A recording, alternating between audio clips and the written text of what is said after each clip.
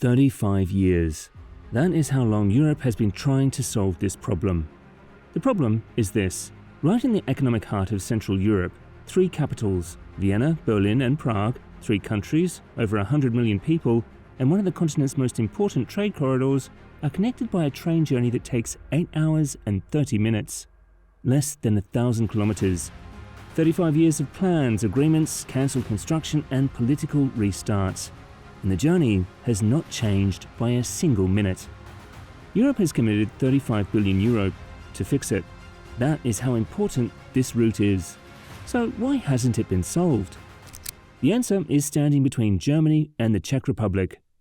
A mountain range called the Erzgebirge, the Ore Mountains.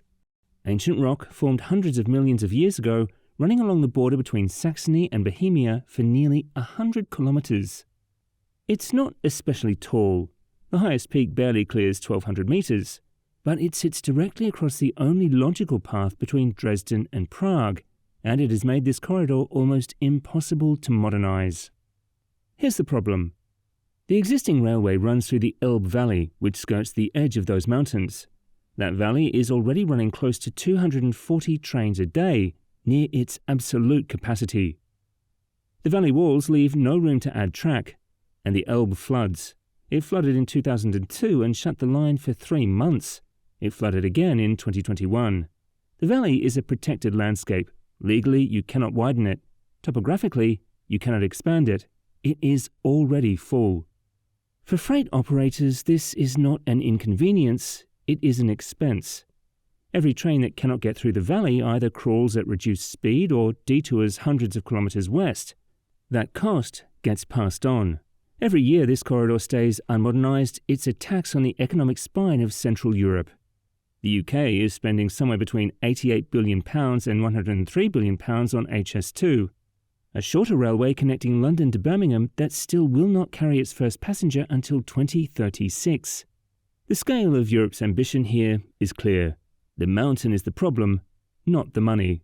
Going over it at high speed is not an option. The gradients are too severe for freight, and the curves required would cancel any speed advantage entirely. That leaves one direction, through. 30 kilometers of tunnel boring straight under the Ore Mountains from Heidenau south of Dresden to Čebarovice on the Czech side. Through ancient gneiss, through geological fault zones, through groundwater channels that geologists are still mapping, and through ground that has been hollowed out by miners for 800 years. The Ore Mountains contain a UNESCO World Heritage mining landscape, 800 years of shafts, galleries and workings that geotechnical teams must map and navigate before a single TBM can go in. It has not started yet, and the reason it has not started yet is a story that goes back further than the mountain. This corridor has been a shared artery for over a century, Vienna to Berlin. The direct line goes through Brno, in the Czech Republic, through Prague, north through Bohemia, across the Ore Mountains on the German-Czech border, into Saxony, through Dresden, and up to Berlin. On a map, it is a clean, logical corridor. On a timetable, it's a different story. The train running today, an ICE service launched in December 2018, avoids that route entirely. It swings west through Passau and Linz, adding hundreds of kilometers to dodge the one section of the corridor that has never been upgraded. This route carries history.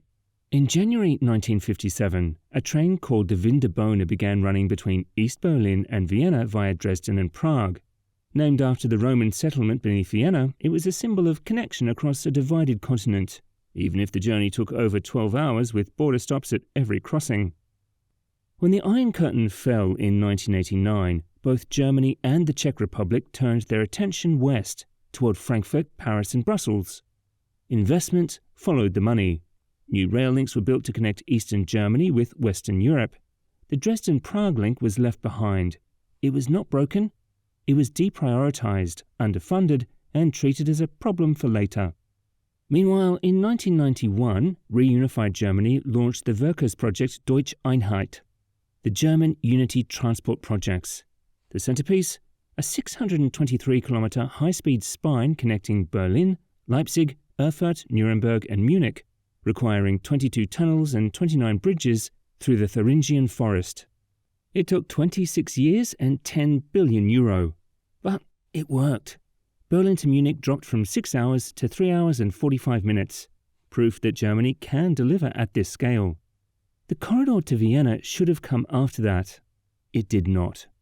In May 2021, at the German Rail Summit in Berlin, the transport ministers of Germany, the Czech Republic and Austria formalized a shared vision. They called it the Via Vindobona, after the same Roman name that gave the 1957 train its identity. The goal? Cut Vienna to Berlin from over 8 hours to 4. Express services in 4 hours, limited stops in 5. The promise was made. The mountain was still there. The Erzgebirge Tunnel, in Czech, Krasnohorský Tunnel, twin-bore, double-track, 30.4 kilometers total, 18 kilometers on the German side, boring south from Heidenau near Dresden, 12 kilometers on the Czech side, emerging near Čebarovice, close to Ústí nad Labem. Cross-border, crossing underground, connecting two countries beneath a mountain range that has divided them for a century. When complete, it will be Germany's longest railway tunnel, nearly 3 times the length of the current record holder, the Landrücken Tunnel, roughly 1.5 times the length of the Fehmarnbelt Tunnel, currently under construction beneath the Baltic Sea. Total cost for the full Dresden-Prague new line, €5.6 billion. The tunnel accounts for the majority of that figure. Standard-based tunnel construction would mean boring from both portals simultaneously, one machine from the German end, one from the Czech end. This tunnel uses a different approach. The plan is to bore an intermediate access shaft into the flank of the mountain and from that shaft drive tunnel boring machines in both directions at once. 4 faces advancing simultaneously. This minimizes the construction footprint at each portal, reduces disruption for communities at both ends, and allows faster progress on what is effectively a 30-kilometer underground highway through one of the most geologically complex border zones in Central Europe. The geology is not straightforward. The predominant rock is ancient gneiss, dense, variable, and prone to unexpected fault zones. Geotechnical teams have been drilling survey boreholes up to 500 meters deep to map what is down there before the TBMs go in. The tunnel route also passes through areas with centuries of old mine workings from the region's 800-year mining history, shafts, galleries, and voids that require careful rerouting and reinforcement.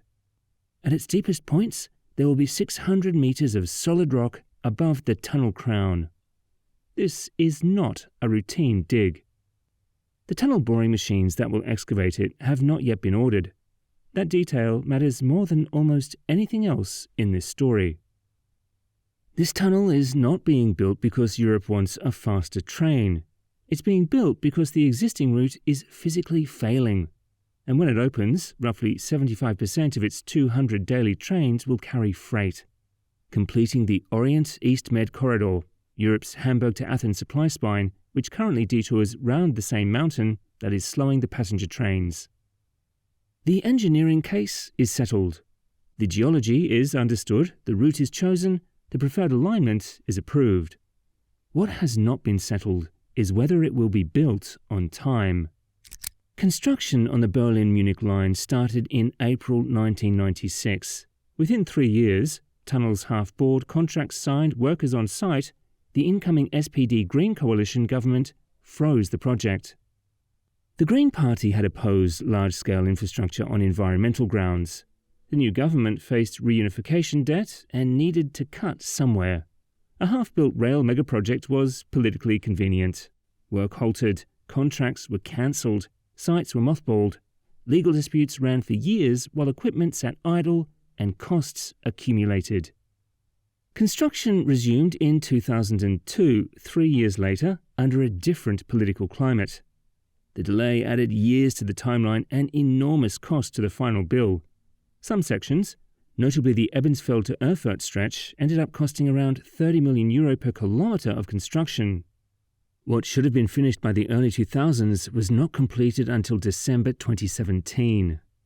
That episode is widely regarded as one of the most costly political interventions in European infrastructure history, and it carries a lesson that applies directly to the tunnels sitting undrilled in the Ore Mountains today. Political agreements do not survive changes of government without funding locked in. After 1989, while Germany rebuilt its internal connections, the Dresden-Prague corridor drifted. The Czech Republic spent the 90s and 2000s without a real high-speed rail program. 30 years passed. The Elbe Valley kept flooding. The capacity crunch kept growing. The mountain kept sitting there, unsolved. Then, on May 21, 2026, 3 weeks ago, Germany's Bundestag approved detailed planning for the Erzgebirge Tunnel. The full tunnel variant was endorsed. The partial alternative was rejected. DB Infrago can now begin engineering design. The bilateral state treaty with the Czech Republic, which the Czech government endorsed in 2025 and which has been ready and waiting, can now move towards signature. This sounds like progress, and it is, of a very specific kind. The 2026 federal budget contains zero construction funding for this project, not a planning allocation, not a feasibility study, €0. The state of Saxony is pushing for €20 million in the 2027 federal budget, the minimum required to keep a December 2032 construction start on the table. Without that €20 million, the planning phase stalls. The treaty sits unsigned. The 2032 start slips before a single machine has been ordered. In 1998, a government stopped a half-built project by pulling funding. It took 3 years and enormous cost to restart. In 2026, a government-approved detailed planning with no money attached. The mechanism looks familiar. On the Czech side, something real is happening. In May 2025, for the first time in the country's post-communist history, a shovel went into the ground on a genuine high-speed rail section. The Brno-Přerov line, targeting 200 km per hour with completion expected by 2028. Construction on the Brno-Břeclav section, the critical southern link towards Vienna, is scheduled to begin this year. Total Czech high-speed rail program, €32 billion. The largest single-year rail investment in Czech history was in 2025. Once the Prague-Brno corridor is operational, projections put daily ridership at 60,000 passengers, numbers Czech Rail has never seen. On the southern end, Austria is upgrading the northern railway between Vienna and the Czech border at Břeclav toward 200 km per hour. In April 2026, Austria and the Czech Republic signed a memorandum of understanding committing both countries to Vienna-Prague in 2.5 hours by 2040. The two ends of the corridor are moving. The middle, the mountain, is not. While this tunnel has sat in planning, China completed a railway through EU territory in March 2026. The race to modernize Central Europe's rail infrastructure is no longer just a question of passenger convenience. It's a question of who builds the continent's future supply chain. Best case, €20 million appears in the 2027 German budget. Planning proceeds, construction starts December 2032. Tunnel opens around 2044. That is 18 years from today, and that is the optimistic scenario. Without the 2027 allocation, the timeline slips before it starts. DB Infrago estimates 12 years of construction once the machines go in. The Czech side is already moving. The Austrian side has signed an agreement. The German side has a vote with no money behind it. When the tunnel opens, the transformation is not incremental. Dresden to Prague, 2.5 hours becomes under 1 hour. Berlin to Vienna, 8.5 hours becomes 4. Prague to Vienna, 4 hours becomes 2.5. These are not upgrades. They're the difference between flying and not flying, between this corridor mattering regionally and mattering continentally. And the question people are already asking, what about Budapest? What about Bratislava? Depends entirely on this tunnel getting built. The Via Vindobona is the missing spine that makes every connection south and east of it possible. The Cold War turned this mountain into a political problem, and for 35 years after the wall came down, the gap that should have taken a decade to close has instead consumed a generation of plans, promises, and political restarts. The tunnel is coming. 3 countries have never been more aligned. The mountain has been mapped and surveyed. Geotechnical teams have drilled boreholes up to 500 meters deep to understand what the TBMs will face. But Europe has been here before. Agreements signed, ground unbroken, budgets empty. Will this time be different?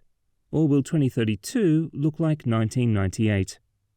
Thanks for watching it, and subscribe for more Megabuild stories. Thanks.